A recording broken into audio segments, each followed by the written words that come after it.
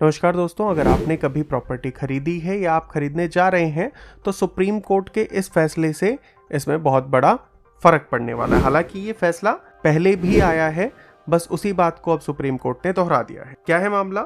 2 सितंबर 2025 को supreme court ने Suraj land and industries private limited बनाम स्टेट ऑफ हरियाणा केस में एक महत्वपूर्ण टिप्पणी की, जो जीपीए यानी कि जो जनरल पावर ऑफ अटॉर्नी होती है उसके दुरुपयोग को लेकर थी।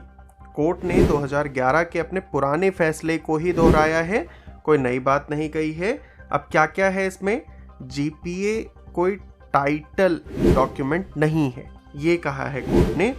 ये सिर्फ एक एजेंसी बनाता है जिससे धारक मालिक की तरह से काम करता है, लेकिन संपत्ति का जो मालिकाना हक है वो ट्रांसफर नहीं हो। वहीं पे रजिस्टर्ड सेल डीड जो है वो अभी भी जरूरी मानी गई है।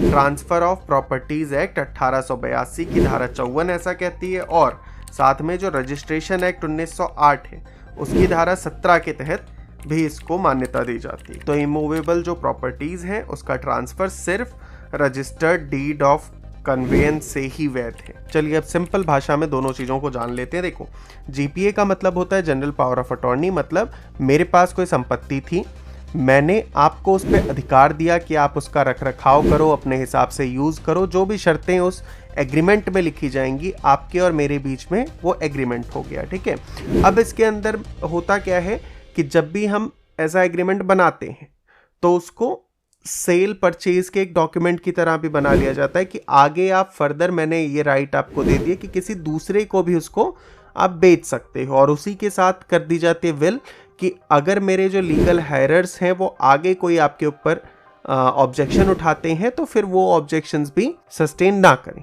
इसके इतर जो रजिस्टर्ड सेल डीड होती उसका प्रॉपर रिकॉर्ड होता है, उस पे सरकार को जो उस प्रॉपर्टी पे टैक्स जाना था वो टैक्स जाता है। मतलब हमने उस प्रॉपर्टी को, मैंने आपको बेचा, आपने मुझसे खरीदा, तो इस चीज को सरकार के थ्रू किया। वहीं पे जो हम जनरल एग्रीमेंट बना लेते हैं, जनरल पावर ऑफ अटॉर्नी बना लेते हैं, उसमें बस हम दोनों के बीच में एग्रीमेंट हो गया, उसे नोटराइज करा लिया जाता है। ठीक है, डायरी नंबर वगैरह ले लिए जाते हैं, किसी भी आप एडवोकेट से पूछेंगे तो वो इन सारी चीज़ों को अच्छे से आपको बता दें। ठीक है, तो ये बेसिक डिफरेंस होता है। अभी समस्या क्या थी इसमें कि इसका काफ़ी ज़्यादा मिसयूज़ हो रहा था। कोर्ट ने कहा कि जो जीपीए है, एग्रीमेंट टू सेल है या वसीयत विल है, इसका इस्तेमाल एक तो टैक्स और स्टैम्प ड्यूटी से बचने के लिए किया जाता है, क्योंकि जब जीपीए करते हैं तो उस पर कोई गवर्नमेंट को टैक्स नहीं जाता। ये जो फैसला आया, ये कोई ऐसा स्पेसिफिकली जीपीए पर कोई केस नहीं था, उसमें सुनवाई नहीं हो रही थी, लेकिन कोर्ट ने अपनी सुनवाई के दौरान सूरज लैंप जो केस है उसके सिद्धांतों की, उस केस के अंदर ही उन्होंने इसको रखा है कि संपत्ति विवादों में लागू होगा। यह आदेश उन मामलों में आया जहां जीपीए के जरिए प्रॉपर्टी ट्रांसफर की वैधता पर सवाल उठे। था क्या मामला? इसका इतिहास क्या है? 1980-90 के दशक में लोग जीपीए और जो अनरजिस्टर्ड एग्रीमेंट थे इनका इस्तेमाल टैक्स चोरी और स्टैम्प ड्यूटी को बचाने के लिए खूब करते थे। ठीक है, दिल्ली, पंजाब, हरियाणा, इन राज्यों में खासकर ये आम प्रैक्टिस थी।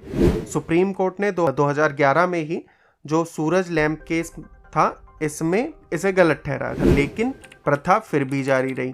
अब 2 सितंबर 2025 को कोर्ट ने फिर से चेतावनी दी कि फ्रॉड रोकना है तो जीपीए से फर्जी सौदे, डबल सेल्स और जो फ्रॉडुलेंट ट्रांसफर्स होते हैं उनको इससे रोका जा सकता है, और साथ में कानूनी स्पष्टता लाई जा सकती है ताकि ये पता रहे कि जो रजिस्टर्ड डीड है उसके बिना कोई ट्रांसफर वैध नहीं होगा। चाहे जीपीए कितना भी आपने इररिवोकेबल बनाया हो, उससे फर्क नहीं पड़ता। और साथ में मानवीय जो गलतियां हैं उससे भी इसमें बचा जा सकता है, जैसे कमजोर रजिस्ट्री सिस्टम है और जागरूकता की कमी है।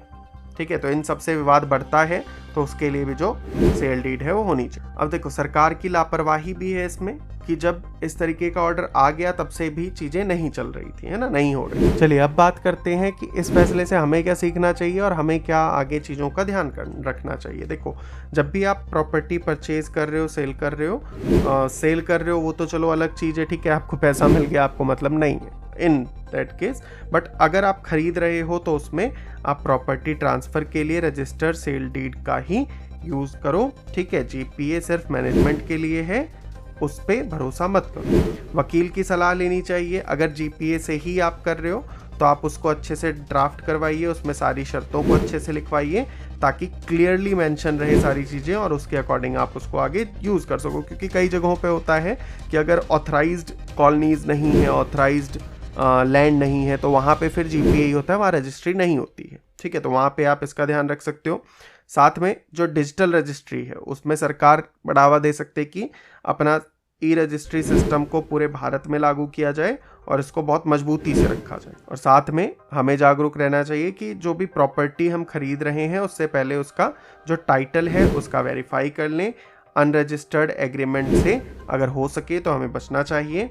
एनआरआईज के लिए है कि विदेश में अगर वो रह रहे हैं तो जीपीए को नोटराइज कराएं। इस आदेश से हमें समझ आता है कि जो प्रॉपर्टी जैसी चीज़ें हैं इन सौदों में शॉर्टकट नहीं लेना चाहिए। थोड़े से पैसे बचाने के चक्कर में हम कहीं अपने जीवन भर की जो हमारी पूंजी है उसको ना गवा बैठे, है ना। अगर आप जीपीए पर भरोसा कर रहे हैं तो उसमें थोड़ी सावधानी की जरूरत है। क्या आपको लगता है कि जीपीए को पूरी तरह बैन कर देना चाहिए या रजिस्ट्री सिस्टम को और सख्त करना चाहिए? कमेंट में अपनी राय बताना, ठीक है। अगर आपके साथ कोई फ्रॉड हुआ है, कुछ ऐसा हुआ है, तो वो भी आप कमेंट में बता सकते हो। चलिए मिलते हैं आपसे नेक्स्ट वीडियो में, तब तक के लिए अपना और अपनों का बहुत सारा ध्यान रखिए।